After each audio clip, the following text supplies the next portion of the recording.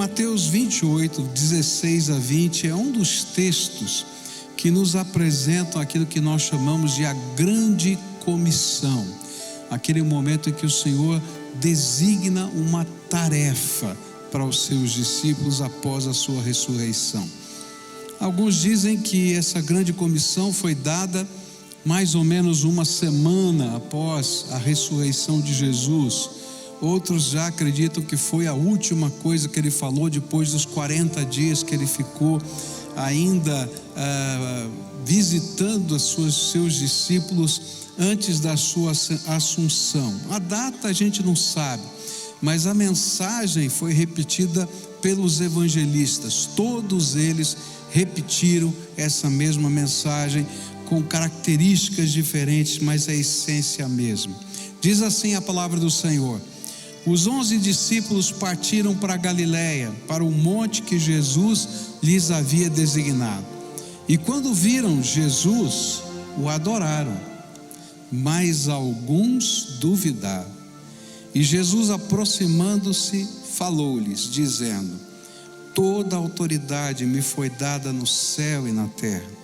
Portanto, vão e façam discípulos de todas as nações, batizando-os em nome do Pai, do Filho e do Espírito Santo, e ensinando-os a guardar todas as coisas que tenho ordenado a vocês. E eis que estou com vocês todos os dias, até o fim dos tempos.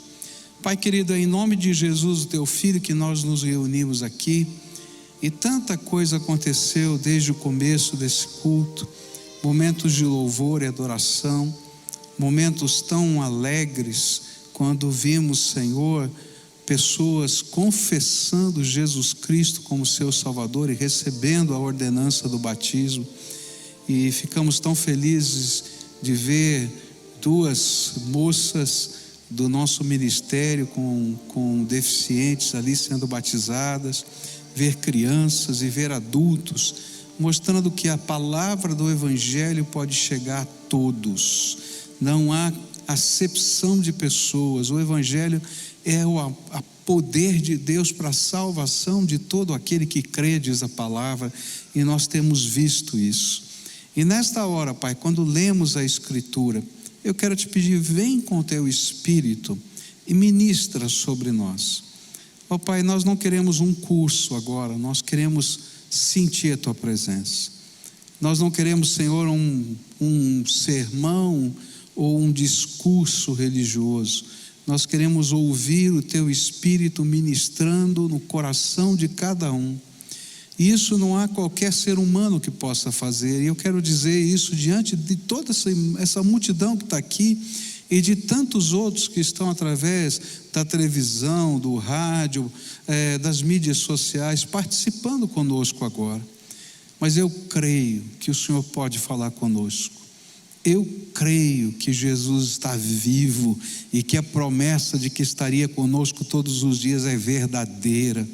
Por isso, em nome do Senhor Jesus, eu quero te pedir, Pai, envie o teu Espírito Santo sobre todos agora, de tal maneira que essa palavra possa ser aplicada pelo teu Espírito aos nossos corações. É aquilo que eu clamo em nome de Jesus. Amém e amém, Senhor. A Bíblia diz que depois de Jesus ressuscitar, e nós estamos uma semana depois do domingo da ressurreição, ele permaneceu aqui na terra antes da sua ascensão por cerca de 40 dias. Isso se encontra lá em Atos capítulo 1, versículo 3, que diz assim: depois de ter padecido, Jesus se apresentou vivo a seus apóstolos com muitas provas incontestáveis, aparecendo-lhes durante 40 dias e falando das coisas relacionadas com o reino de Deus. Eu acho tremendo isso, porque muita gente poderia dizer: olha, isso aqui é uma crendice, isso aqui quem sabe uma lenda. Mas o Senhor permitiu que durante 40 dias, não apenas os apóstolos, mas milhares de pessoas que eram seguidoras de Jesus pudessem vê-lo, tocá-lo, e isso se tornar uma evidência concreta de que as promessas do Senhor se cumprem na nossa vida. Mas logo após os eventos de Jerusalém e a sua ressurreição, ele confirma com eles o seu encontro marcado na Galileia. Se você lembra dos relatos da ressurreição, Jesus vai dizer para as mulheres: olha, digam para os discípulos, para os apóstolos, que eu quero me encontrar com eles, como eu havia combinado na Galileia. E esse texto começa dizendo exatamente isso: no monte em que o Senhor tinha marcado o encontro, nós estávamos ali esperando o Senhor. E isso está lá em Mateus 26, 32, onde Jesus vai dizer: mas depois da minha ressurreição, irei adiante de vocês para Galileia. E aí o Senhor tem uma maneira muito diferente de transformar coisas significativas em marcantes na vida da gente. E o que ele estava fazendo era exatamente isso.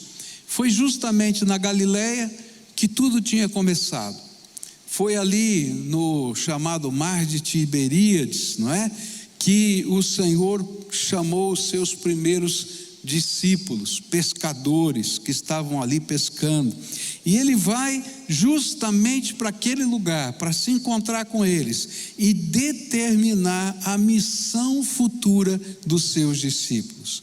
Era algo tão importante que a partir deste encontro, os discípulos de Jesus mudam de nome. Eu não sei se você já reparou isso nas Escrituras, mas a partir desse encontro, eles deixam de ser chamados discípulos em toda a Bíblia e passam a ser chamados apóstolos. E a gente fica pensando, mas por que o nome mudou? Por quê? Porque nessa hora em que o Senhor está lhes dando essa comissão, essa ordem, ele estava, através da autoridade que ele tinha, dando a estes discípulos autoridade para desempenhar uma missão em nome dele. E a palavra apóstolo é uma palavra técnica, não é? Que diz que alguém recebeu atribuições de fazer algo em nome de outra pessoa. Em termos jurídicos, seria como o procurador, não é?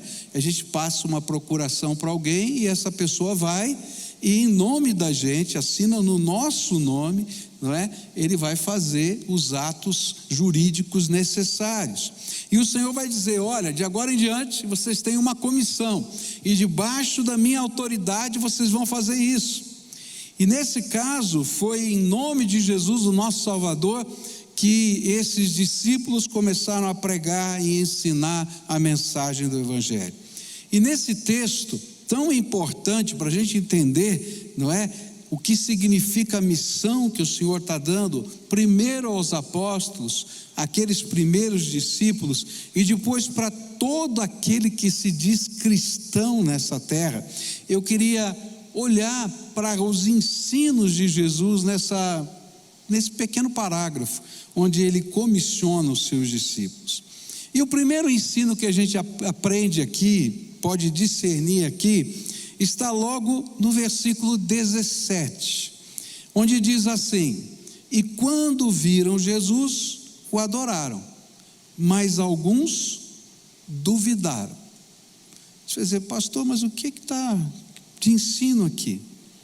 E o primeiro ensino descrito tem a ver com a maneira como o grupo de discípulos se achegou àquele encontro. Alguns já estavam convictos da ressurreição, outros não conseguiam crer nesse fato. E é interessante porque os evangelhos, de maneiras diferentes, vão mostrar para a gente isso. E lá no Evangelho de João, a gente vai encontrar a história de Tomé, que eu acho que você deve conhecer, onde ele chega atrasado naquele encontro de Jerusalém, e ele não está lá está no capítulo 20, versículos 24 e 25, e quando os discípulos dizem para ele assim: nós vimos Jesus, ele ressuscitou, ele entrou aqui, Tomé diz assim: olha, não consigo acreditar. Gozado, né? Ele tinha chegado atrasado, não conseguia acreditar, né? Às vezes a gente faz isso, né? A gente chega atrasado, perde a bênção e não consegue acreditar no que o Senhor está fazendo na nossa vida.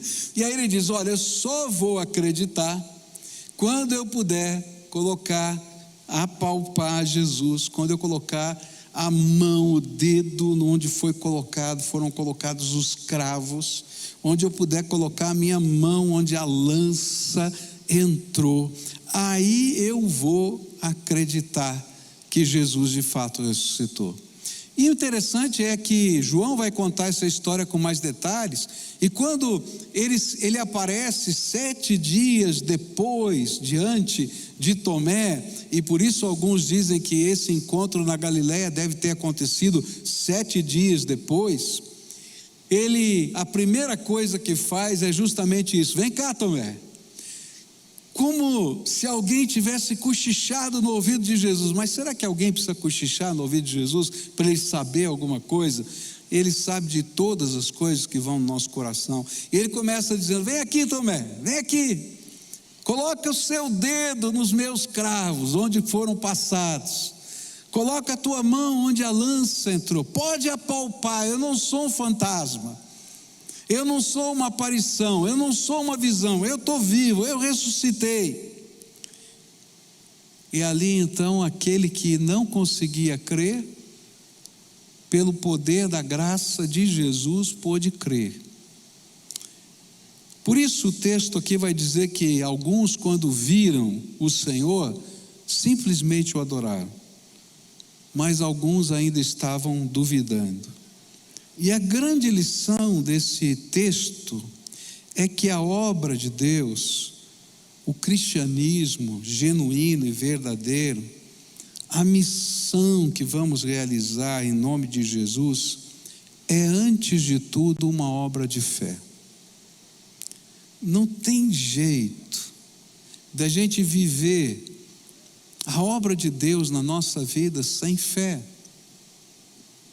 Se a gente não acreditar nas promessas de Jesus, se a palavra do Senhor não calar fundo no nosso coração, se nós não tivermos experiências concretas com esse Senhor ressuscitado, Jesus vai dizer para Tomé, mais ou menos assim: olha, você acreditou porque viu, mas bem-aventurados são aqueles que acreditam sem ver. Mas sabe, não significa que o fato de eu não ver Jesus ressuscitado em carne e osso, não signifique viver experiências poderosas com esse Senhor Jesus. Porque eu creio que cada um de nós, à sua maneira, somos trabalhados pelo Espírito Santo para viver experiências como a de Tomé. Eu me lembro que quando eu era ainda garoto, e eu não entendia muita coisa a respeito da fé, mas eu tinha vivido a minha experiência pessoal com Jesus, e eu então levei a minha Bíblia para a escola. E eu pensei assim: eu vou começar a falar de Jesus para as pessoas, mas eu não sei bem como é que eu vou fazer isso. Eu vou fazer o seguinte: eu vou botar a minha Bíblia em cima da carteira, e eu usava uma Bíblia grande, preta, assim, né? Esse pessoal vai me perguntar o que é isso. A hora que perguntar, eu vou falar de Jesus. E não deu outra. Botei a Bíblia lá em cima. Chegou na hora do intervalo, alguns chegou lá: o que era esse negócio aí e tal? Eu falei: isso aqui é a Bíblia e tal. E por que você está trazendo essa Bíblia aqui? Daí eu começava a contar a minha experiência. E aí eu me lembro de um colega meu, que veio a se converter depois, um grande amigo até hoje, que ele chegou para mim e falou assim: mas isso que você está me contando, desse fato que você está citando da palavra de Deus, onde é que está na Bíblia? E eu virei para ele e falei assim: sabe que eu não sei? Eu tinha acabado de me converter ali, eu não conhecia a Bíblia. Eu falei assim, eu não sei onde está na Bíblia. Eu estava falando da conversão de Paulo para ele, e eu falei, eu não sei onde fica isso na Bíblia. Mas olhei para ele e falei assim, não tem problema, Jesus sabe, vamos perguntar para ele. E eu falei para ele assim, Senhor Jesus, ele quer saber onde está na Bíblia. Eu não sei, mas o Senhor sabe, mostra para ele. E aí eu fiz uma loucura. Abri a Bíblia aleatoriamente assim. Falei, agora eu quero ver, né? Sabe onde caiu? Na conversão de Paulo. Eu fico pensando na bondade de Jesus. Jesus não precisa fazer essas coisas para convencer a gente que ele está vivo. Mas assim como ele foi bom com Tomé e disse, vem aqui, pode colocar a tua mão nos meus cravos, onde foi traspassado a minha mão, os meus pés e do meu lado. Ele faz isso na nossa vida. Quantas vezes quando nós chegamos nas encruzilhadas da vida e a gente teme dar passos seguintes, mas a gente tem coragem de continuar procurando Jesus. E para mim essa é a grande diferença entre o cético e aquele que ainda está num processo de fé. O cético, ele nem quer ir para esse encontro, porque ele não abre espaço na sua mente para qualquer possibilidade de Deus intervir na sua vida. Mas aquele que está buscando, o Senhor tem misericórdia, e Ele se revela de uma maneira graciosa. Por isso ninguém pode cumprir a missão que Jesus estaria dando para esses discípulos sem viver uma experiência de convicção espiritual com o Senhor Jesus Cristo. Por quê? Porque quando nós nos tornamos testemunhas, mensageiros dessa missão, dessa obra, nós não estamos ali para revelar ou para ensinar uma doutrina. A gente está ali para manifestar a possibilidade de um encontro. Nós estamos ali para dizer que Jesus pode entrar dentro do nosso coração e fazer diferença na nossa vida. Que a promessa dele de que estaria conosco todos os dias até a consumação dos séculos não é uma promessa religiosa, é a promessa de um parceiro que veio para buscar a nossa vida e para conduzir-nos na vontade de Deus.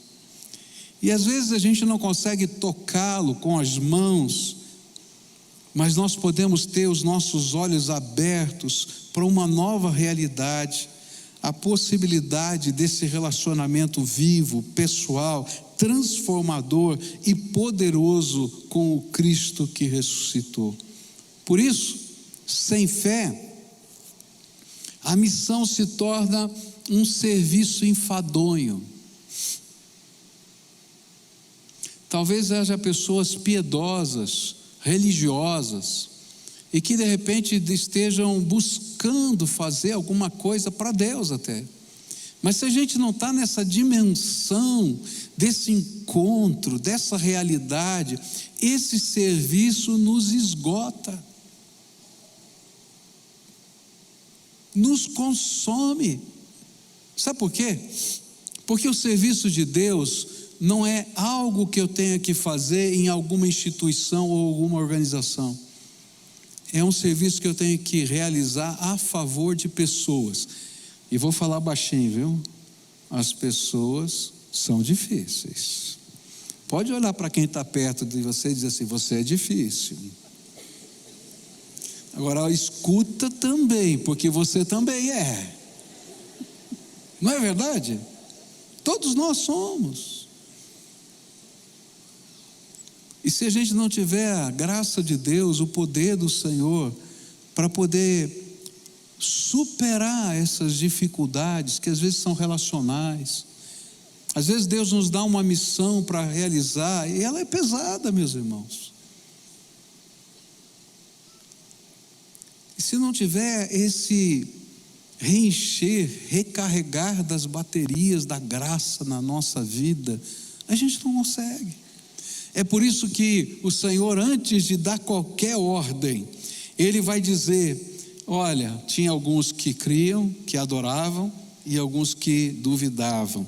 E ele tinha que resolver essa questão, porque só através da fé nós nos tornamos testemunhas do Cristo ressuscitado.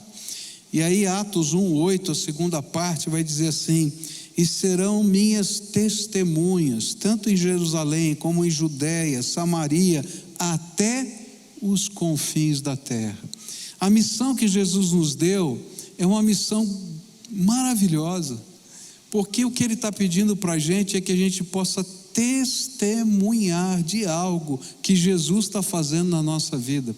Se Jesus não estiver fazendo nada na sua vida, você não vai conseguir cumprir a missão de Deus para você. Mas se Ele estiver visitando você, falando com você, enchendo a sua vida com o Espírito Santo, você não vai conseguir se segurar. Sabe por quê? Porque a Bíblia diz que a boca fala do que o coração está cheio.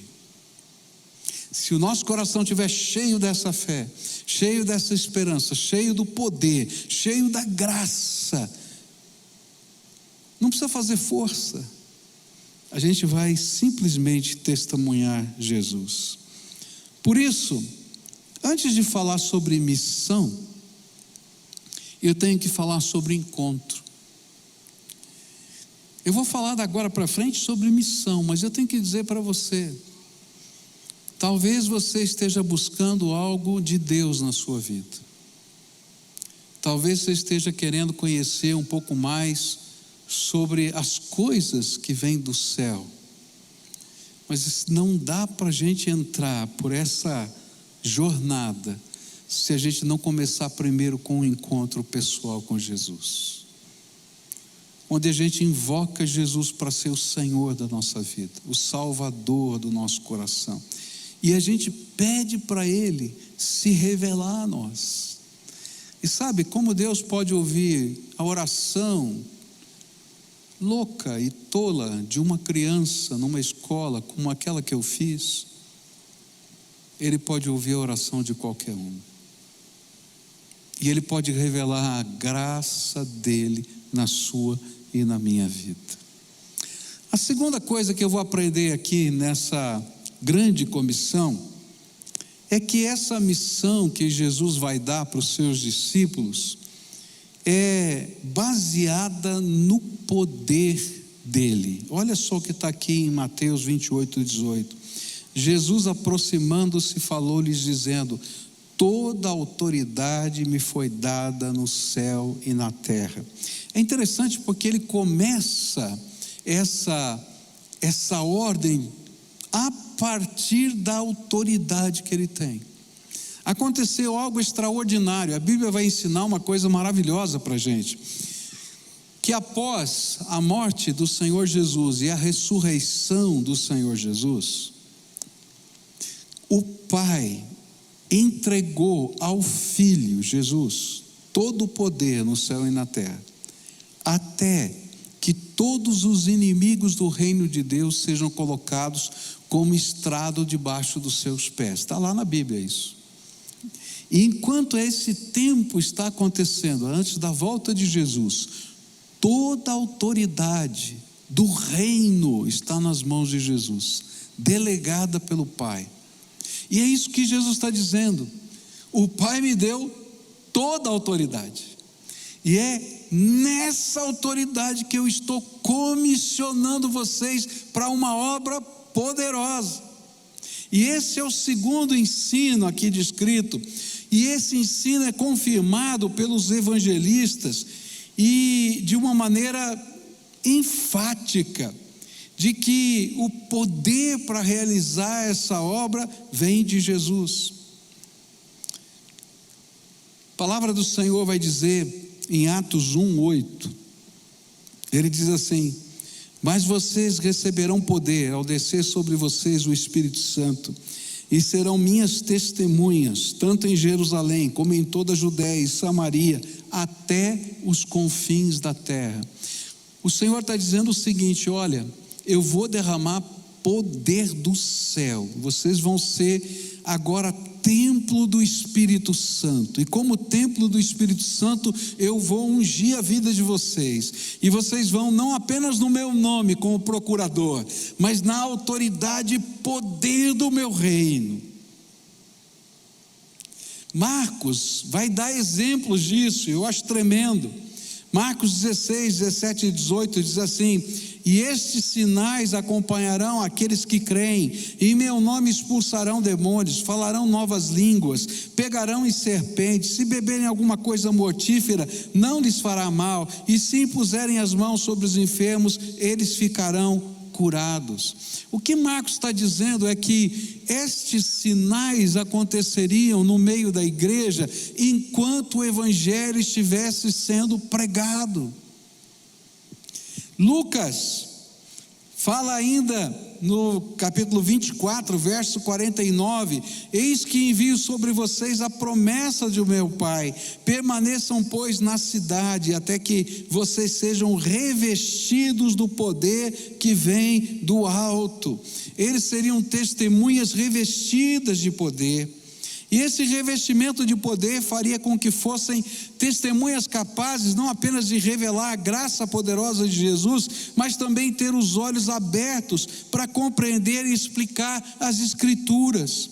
E lá em Lucas 24, verso 45 diz assim: então lhes abriu o entendimento para compreenderem as Escrituras.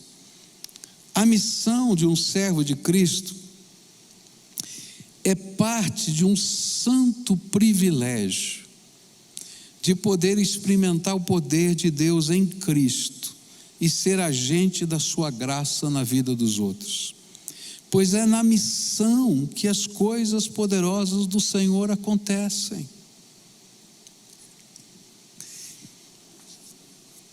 Eu sei que para alguns aqui vai parecer uma loucura o que eu vou falar, mas eu quero dizer que tem muita gente acomodada nas coisas do reino de Deus, e que tem muito mais do poder de Deus para ser derramado sobre a sua vida. Coisas que você ainda não experimentou da graça de Deus. Coisas tremendas do poder de Deus.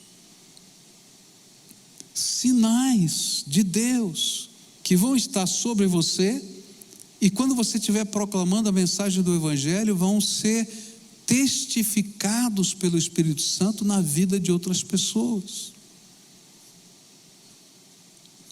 Há coisa tremenda de Deus para acontecer. Eu poderia dar para você inúmeras ilustrações aqui. Primeira coisa que eu vou dizer é que esse poder de Deus não me pertence, nem pertence a você. Eu digo que o poder de Deus é emprestado para o propósito de Deus. Um procurador só pode fazer o que aquele que lhe deu a procuração determinou, senão ele está agindo mal com aquele que lhe deu essa autoridade. E o poder de Deus é assim, não depende da gente, mas o Senhor vai se manifestar para testemunho. Não foram poucas as vezes em que eu conversava com alguém e o Espírito Santo dizia assim: pergunte isso. Eu estava conversando, a pessoa estava lá colocando as suas luzes, pedindo oração e tal, e de repente eu dizia: posso lhe fazer uma pergunta? E assim, aquela pergunta parecia que vinha do nada, e quando eu fazia aquela pergunta, aquela pessoa caía aos prantos, algumas até se jogavam no chão, porque era exatamente aquilo que o Espírito de Deus queria falar naquela vida. Eu nunca poderia saber disso, mas esses sinais vêm e acompanham aqueles que creem e anunciam a mensagem do Evangelho. Em algumas, não é toda vez que eu estou conversando que acontece isso, porque eu não sou dono desse poder. Quem é o dono do poder? Jesus.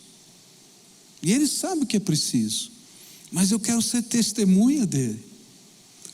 Em algumas ocasiões, o Senhor me usou para curar pessoas, e algumas eu confesso para vocês que eu nem acreditava que pudesse acontecer a cura. Eu me lembro de uma mãe que veio me procurar num culto e disse: você precisa orar pela minha filha. E eu pensei, por que eu? Tem tanta gente para orar aqui. Não, a minha filha vai ficar curada hoje. Eu falei, meu Deus, essa mulher está indo longe demais. Mas a mulher foi tão insistente, mas tão insistente, que eu fui. Para minha vergonha, aquela mulher foi curada naquele dia. E não foi por minha causa, foi por causa da fé daquela mãe. Mas Jesus estava ali manifestando o seu poder, a sua autoridade. Ele podia ter feito de outra maneira, ele pode fazer do jeito que ele quiser, mas eu acho que quem precisava aprender naquela noite era eu. Para largar a mão de ser incrédulo das coisas de Deus. Porque às vezes a gente é incrédulo das coisas de Deus. Mas a obra de Deus só pode ser feita no poder do Espírito Santo. E eu vou dizer mais, se você quer experimentar uma vida poderosa, não pare só no encontro com Jesus, por favor. O encontro com Jesus é abrir a porta para dizer para você que o Senhor abriu as janelas dos céus e que você pode experimentar coisas extraordinárias da graça. Mas se torne uma testemunha de Jesus. E quando você começa a ser testemunha, e o legal, porque para ser testemunha você não tem que fazer curso nenhum. Porque o que a testemunha faz? Ela fala daquilo que ela viu e ouviu. Você vai compartilhar o que Jesus está fazendo na sua vida. E quando a gente começa a fazer isso, os sinais da graça de Deus começam a acontecer, porque são eles que testificam no coração dos outros a mensagem. A obra da evangelização, a missão que Deus nos deu, não é uma obra de convencimento. Eu não estou aqui para convencer ninguém, mas a Bíblia diz que é o Espírito Santo que convence as pessoas do pecado, da justiça e do juízo. Então qual é o meu papel? É ser testemunha e agente da graça. E às vezes o meu testemunho é sem palavras. A Bíblia vai dizer que a mulher ganha o seu marido sem falar de Jesus, mas com a maneira santa de viver, com as suas orações. E de repente começa a olhar e dizer, o que está acontecendo com essa mulher? Aí quando ele perguntar, você pode falar. Sabe, é graça de Deus. Vai chegar um momento que seus filhos vão dizer assim, mamãe, papai, orem por nós. Eles não acreditam ainda, mas eles estão pedindo oração. Sabe por quê? Porque eles sabem que quando vocês oram, coisas tremendas de Deus acontecem, porque os sinais seguem aqueles que creem no nome do Senhor. Por isso, ninguém faz a obra sem poder da graça de Deus. E Jesus mesmo prometeu que essa missão, Ele estaria conosco todos os dias. E eis que estou com vocês todos os dias até o fim dos tempos. Hoje o Senhor Jesus está nos convidando a experimentar o poder da graça e assumir o seu papel como testemunha de Jesus e agente da sua missão no poder do Espírito Santo. E aí a gente vai servir sem pesos na alma. A última coisa que eu queria deixar com vocês, para não me alongar demais aqui, é que essa missão sempre será maior do que você pode realizar. Uma das grandes dificuldades no coração da gente, quando o Senhor está trabalhando as coisas do Espírito na nossa vida, é que Ele começa a revelar coisas que são grandes demais. Ele coloca desafios que a gente diz, olha, isso aí dá para fulano de tal, dá para Beltrano. Eu sou tão pequenininho, eu não dou conta desse negócio não. Não é verdade? Você está bem acompanhado. Moisés sentiu a mesma coisa. Então se Moisés sentiu isso, então eu não tenho problema de sentir também, né? Mas só que Moisés foi convencido pelo Espírito a ter uma outra atitude. E o que a palavra de Deus vai apresentar aos discípulos era algo que para um bando de pescadores, de pessoas que não tinham grande estudo, parecia uma loucura. Ele vai dizer assim, portanto, vão e façam discípulos de todas as nações, batizando-os em nome do Pai, do Filho e do Espírito Santo. Essa missão sobrenatural é muito maior do que a nossa capacidade. porque aqueles discípulos estavam recebendo a missão de levar o evangelho a todas as pessoas em todo o mundo. E esse texto fica mais forte ainda nos outros evangelhos, ou através de outros evangelistas, e diz assim Marcos, e disse-lhes: vão por todo o mundo e preguem o evangelho a toda criatura. Atos 1:8, mas vocês receberão poder ao descer sobre vocês o Espírito Santo, e serão minhas testemunhas, tanto em Jerusalém como em toda a Judéia, Samaria, até os confins da terra. E o pior é que pregar esse evangelho em todo o mundo tem que ser feito tudo ao mesmo tempo, e para a cabeça da gente é uma loucura. Eu me lembro que quando cheguei aqui nessa igreja, 33 anos atrás, tínhamos líderes da igreja que diziam assim: pastor, nós trabalhamos por missão. Eu disse: como é que funciona? Ele diz assim: nós primeiro temos que ganhar Curitiba para Jesus, depois a gente vai para os outros lugares. E eu pensava comigo: eles não leem a Bíblia, porque a Bíblia está dizendo que tem que fazer tudo ao mesmo tempo. Aí a gente encontrava alguns outros líderes e dizia assim: não, nós fazemos missões, nossa mente está um pouco maior, pastor. O que é? Olha, nós temos que ganhar Curitiba para Jesus e o Paraná para Cristo.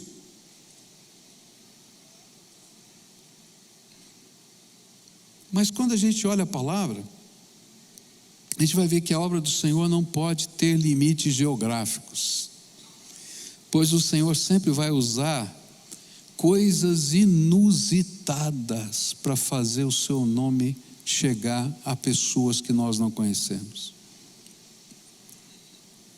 Final desse ano passado, dezembro desse ano passado, tive o privilégio de fazer um batismo de uma jovem que ouviu a palavra de Deus no meio da pandemia na Espanha. Recebeu Jesus como Senhor e Salvador na Espanha. Foi discipulado online por irmãos aqui da nossa igreja. E pegou um avião e veio para o Brasil porque queria ser batizada na igreja onde ela se converteu. Está aí? Então aí, vamos dar uma salva de palmas para ela. Olha lá. Louvado seja Deus pela sua vida, filha, viu? É verdade o que eu estou falando? Aí. Que bênção. Coisas de Deus. Dá para explicar? Não, não dá para explicar. Essa é a obra do Senhor. Eu batizei uma outra pessoa. Olha que coisa maluca que Deus fez nessa pandemia, né? A pessoa se converteu, foi evangelizada fora do país. O discipulador era de Portugal, não é? E o batismo aconteceu no Brasil. Eu falei: meu Deus do céu, como é que pode um negócio desse? Coisa de doido. Uma família lá na Bahia, interior da Bahia, se converteu, foi discipulado online e queria ser batizado. E eu falei: meu Deus do céu, como é que eu vou fazer para fazer esse batismo? Um dia essa senhora me liga e diz assim: está passando um pastor pela cidade, posso pedir meu batismo? Falei: vai em nome de Jesus, minha filha. Daí ela mandou para mim, não é, o filme do batizado dela no Rio, numa cidadezinha no interior da Bahia. Deus é tremendo. A obra de Deus não tem limites geográficos. Deus vai usar as redes, vai usar pessoas que vão trabalhar. Eu me lembro, não posso falar isso muito alto não, né? Mas eu me lembro de um pessoal que estava numa missão de paz da ONU, não é? Militares, e eu precisava mandar Bíblias para aquele país. Eu não sabia como fazer, e aquele irmãozinho, numa ingenuidade tão grande, diz assim: pastor, eu já sei, eu dirijo um tanque, e nós vamos levar um tanque, e eu vou encher o tanque de Bíblias. E o tanque chegou cheio de Bíblias naquele país. Você pode explicar uns negócios desses? Deus está fazendo uma coisa muito maior do que eu e você podemos pensar. Deus vai usar pessoas simples para fazer uma obra tão grande, tão grande.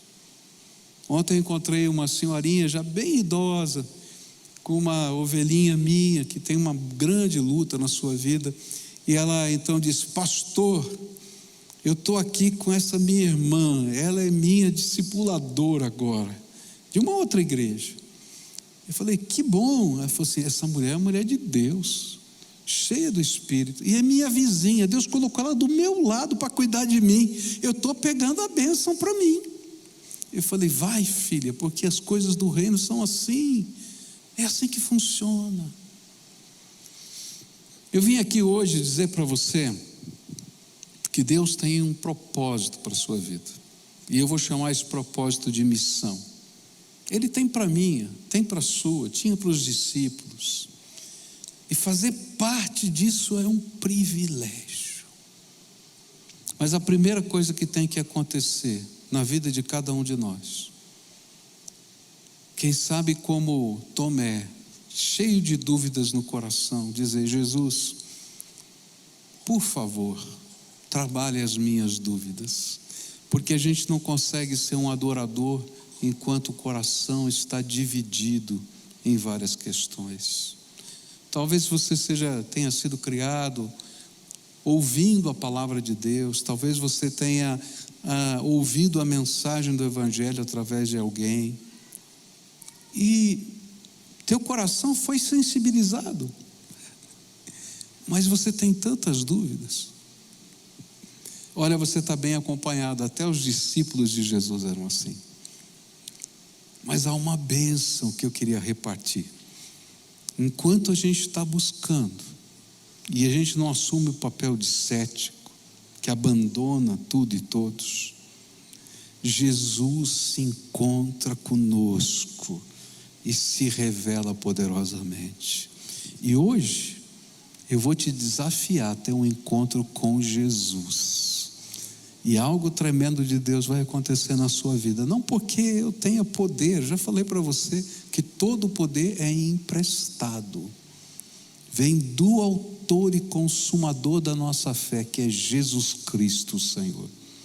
Mas se você é essa pessoa, na autoridade que Jesus nos dá para proclamar a mensagem, eu posso dizer para você: hoje Ele vai fazer algo novo na tua vida. Mas tem que ter coragem de subir a montanha, como Tomé fez, quem sabe discutindo com os outros, para ser o primeiro a ser chamado. Vem aqui, vem aqui, pode pôr a mão, pode colocar os dedos, pode experimentar da minha graça. Jesus está vivo e quer visitar você. Essa é a primeira palavra. A segunda palavra é: se você já teve esse encontro, não para aí, por favor, não para. Tem muito mais, tem muito mais. O Senhor abriu as janelas dos céus para a gente experimentar a graça dele poderosa. Você não é o manipulador da graça, você não é o dono da graça, não é você que decide quando, de que jeito, de que maneira, porque você é só servo. Mas você vai ser agente dessa graça, e você vai se surpreender, porque Ele vai ampliar a tua visão à medida em que as coisas forem acontecendo. E eu fico pensando no que as Escrituras dizem, quando Pedro estava lá em Jope para fazer missões. A mente dele era tão pequenininha para entender que Jesus podia salvar os gentios, aqueles que não eram judeus. E o Senhor deu a ele uma visão de um lençol que descia do céu, lembra disso? E disse: pode comer o que está aí. E eram animais imundos, e naquele tempo os gentios eram chamados pelos judeus de imundos. E o Senhor dizia para ele: o que Deus santificou, não chame de imundo. 3 vezes. E 3 vezes na cultura hebraica, judaica, significa o superlativo, o inquestionável. Pedro teve que ter sua mente aberta. E quando ele chegou lá, começou a anunciar o Evangelho, para que não houvesse dúvida nenhuma, enquanto ele estava pregando, os mesmos sinais que aconteceram no dia de Pentecostes em Jerusalém, com os discípulos do Senhor Jesus lá, aconteceram com aqueles gentios naquela casa. Que Deus tremendo! Nós não somos o dono da missão, nem o dono do poder, nem o dono da autoridade. Nós somos apenas servos do Deus que tem uma visão muito mais ampla. E Paulo, eu gosto de Paulo porque eu acho que ele é parecido assim, eu tenho algumas coisas parecidas com Paulo. Paulo tinha o plano A, plano B, plano C, ele tinha tudo isso organizadinho na cabeça dele. Eu não sei como você é, mas eu gosto de ter o plano A, B, C e D. E aí a gente vai lendo a palavra de Deus, que ele estava tentando ir para um lugar, e o Senhor o impediu de ir para aquele lugar. Ele tentou ir para outro lugar, e o Espírito de Deus o impediu de ir para aquele lugar. E ele não estava entendendo nada, já foi o plano A e o plano B, só tinha o C agora. E aí no meio da madrugada ele tem uma visão, e naquela visão o Senhor diz para ele: passa Macedônia, ajuda-nos. Era um homem macedônio dizendo, e ele disse: Senhor, eu entendi, o Senhor fechou aquela porta, porque não é nada do que planejei, é do teu jeito. E sabe, queridos, é assim a obra de Deus, não é nada do que a gente planejou, é do jeito dele. Mas não pode ficar parado, tem que dar passos de fé. E o segundo desafio que eu vou fazer hoje é: não se acomode com aquilo que Jesus já lhe deu. Tem mais, tem mais. E sabe, esse mais vai acontecer enquanto você estiver envolvido na obra, na missão, cuidando de gente, e os sinais de Deus vão acontecer.